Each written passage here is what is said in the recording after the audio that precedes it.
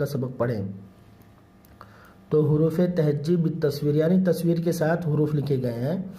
تو الف سے کیا ہے؟ یہ انجن ہے. الف سے انجن. بے سے بوتل. بوٹل نہیں ہوتا، بوٹل نہیں کہیے گا. بے سے بوتل. با واو پیش بو تالم زر تل. بوتل. پے سے پلنگ. چاہے پے کہو چاہے پا کہو، جو آسانی ہو وہ پڑھ سکتے ہیں، لیکن نورانی قاعدے میں پا ہی پڑھنا ہے. نورانی قاعدے میں پا ہے ہی نہیں، تا پڑھنا ہے اس میں، تے نہیں پڑھنا. نورانی قاعدے میں تے نہیں پڑھنا، اس میں تا پڑھنا. تو پا سے پلنگ، تا سے تالا، ٹا سے ٹوکری، سا سے ثمرفل.